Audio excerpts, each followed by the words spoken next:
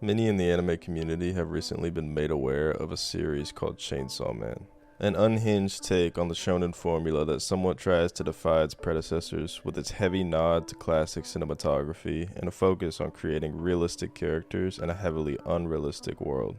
It's no wonder that this series would have people talking. I read the entire manga over the summer of last year in preparation for the anime release, and I was surprised to find out how unapologetically morbid the mangaka could be, in a good way of course. Chainsaw Man was a manga that kept me reeling for more, and pulled no punches when it came to how it wanted to portray itself.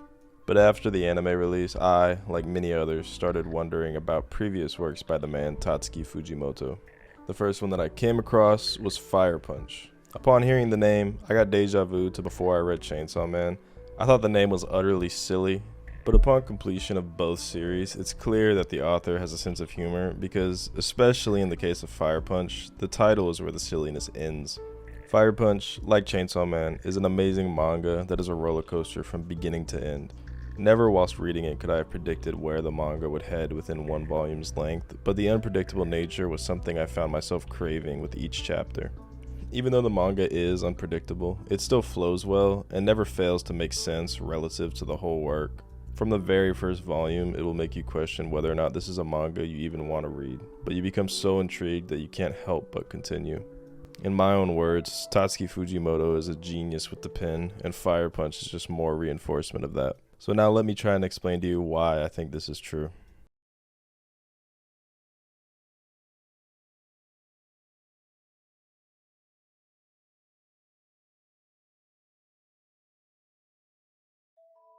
I assume many of you haven't read Fire Punch, so here's some context. Agony is the main character, blessed with the ability to fully regenerate his body. However, Agony is constantly on fire at the hands of another blessed, eternally regenerating the parts of his body that are sustaining damage from the fire. He is quite literally fuming with vengeance towards the man who set him on fire and killed his little sister.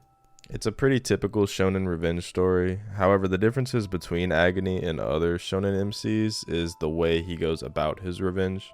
I can't really get too much into it without spoiling major parts of it, so I'm just going to leave it at that. But believe me when I say that the story is full of plot twists and it's incredibly well written. And also the fact that he is constantly set ablaze may be another distinguishing feature between him and other shonen MCs. It is a physical representation of the hatred he feels towards those who oppose him, a manifestation of the anger that fits really well into the story once he starts to interact with others while in this perpetual state. On the flip side, we have another important character named Togata, an extremely out of left field character, one I can only describe as an anti-hero, however not an antagonist. What's made apparent from the first introduction of Togata is that they are obsessed with movies. It sounds like a pretty anticlimactic character trait on paper, but in this dystopian society that they find themselves in, there are no movies, because movies bring information and information leads to uprising, which is a common dystopian trope. However, in this situation, Togata takes it upon themselves to make their own movie, and they want to cast Agony as the main character. It's at this point that I took it as Togata breaking the fourth wall in a way, and is going to essentially continue the story that we have read up to this point and turn it into a movie. So at this point you may be asking what the dynamic is between the two characters that I've introduced. It's a contrast between them, and by that I mean Agony is metaphorically and literally stuck in hell as he traverses the frozen wasteland, leaving an inferno in his wake. Togata, on the contrary, is treating this like it's a joke, purely for their entertainment, and even still, they are of some use to each other since Togata is knowledgeable, and Agony will most definitely have entertaining interactions in the future for Togata to film. Togata particularly interested me when I first came across them in the manga because it feels like if a mangaka snuck their way into their own work. And by that I mean that they're a loose cannon, always trying to find a way to get the perfect story to appear, and they don't really pick sides when it comes to their work. Also, they're constantly talking about movies, which is just another nod to cinematography that Fujimoto so frequently references throughout his works. I can't help but wonder if Fujimoto was living vicariously through Togata in a way. If you read Chainsaw Man though, you will be well aware as to how Fujimoto treats the characters he introduces and how he takes creative liberty with their lives. A character is not safe when subjected to the potential wrath of Tatsuki Fujimoto. That definitely doesn't just include death. Suffering is a constant theme among many characters, but the most interesting part about any of the characters throughout Fire Punch and Chainsaw Man is how the characters either deal with it or let it consume them. And that is why Agony's revenge story feels so unique to me. The revenge is just a vehicle for him to do what he does, like in any other story, and what he does will most likely not match what your preconceived notions may be. So those are the characters. You don't necessarily need to know the characters to understand the points that I'm going to bring up in terms of the writing style, but I just thought that I would introduce some of them for context so you have kind of a bit of an idea of the people that inhabit the world that I'm going to talk about.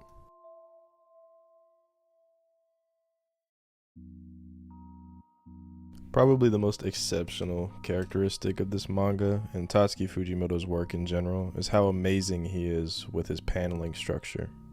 With almost every turn of the page, I was met with layers of storytelling, not just from the words spoken by the characters, but from the direction of the panels and the words that were spoken by the silence. It's so hard to explain without showing it, and before I read Tatsuki Fujimoto's work, it is not something that I actually thought much about while reading manga. Of course, he's not the first or the last to have used paneling in such an advantageous way, but he has to be one of the best that I've seen. So let me show you why.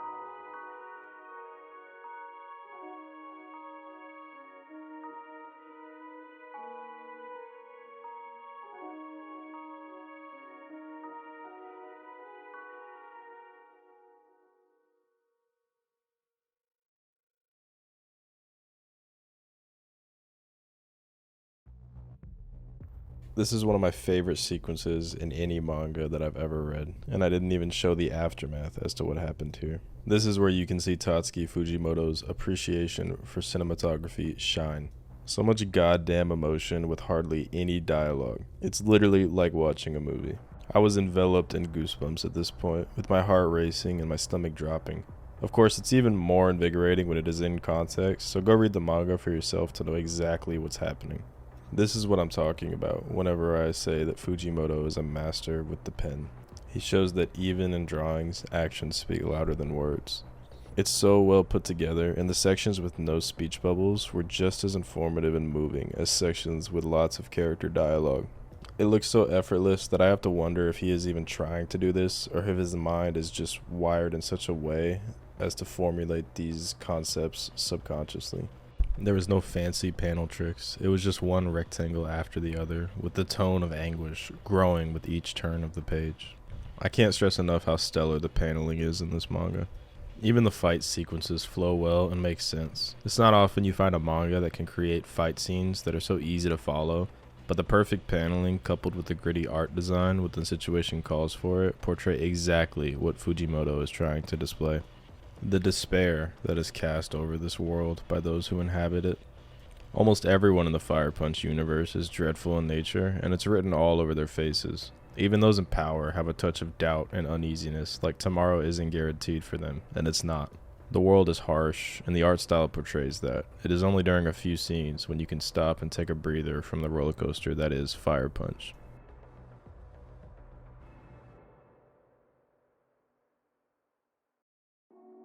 I can't harp too much on the story itself, as that is the biggest area for spoilers, and I've already touched on aspects in the previous sections, but what I can say is that the storyline is just as ever evolving as the characters are. Never a boring moment when it comes to the situations that take place. A revenge story, to a story about a god, to an almost complete redactment. That's not even a word, I checked, but a complete redactment of everything established prior, all culminating to the final section and a complete otherworldly and abstract ending that transcends the bounds of what even seems possible in the Fire Punch universe. That was a mouthful, but there's no other way I could put it. You're just gonna have to read it yourself, I guess. There's literally no way to predict the end of Fire Punch from the beginning volume, and I think that is an amazing feat of storytelling. Even with all this evolution in the story, I never found myself lost, only questioning things with a fire in my belly to come across the answers. Get it? Fire. With each turn of the page, the characters develop and even regress, showing what can only be described as true human nature. The characters feel real and react accordingly to the situations they are presented with. Dreadful scenario after dreadful scenario. Seeing the interactions between those stuck in this dystopian world, it all makes sense because the characters are so realistic even when surrounded by the supernatural. Similar to the paneling, I just can't say enough about the story. However, if you do end up reading it, just keep an eye out for the explicit advisory because it can get pretty dark. The only thing left now is for an anime adaptation. Of course, anime adaptations can never fully capture exactly what a manga is trying to portray. However, it works both ways. An anime adaptation can bring new things to the table. Sound design and music choices during key parts can transform scenes to something that would be unattainable from just reading.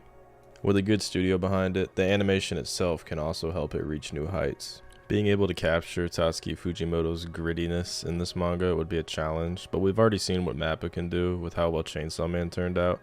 MAPPA CEO even said that he was interested in adapting more of Fujimoto's work. A Fire Punch anime would be almost as genre-bending as you could get, and I'm sure many, including myself, would be excited for it.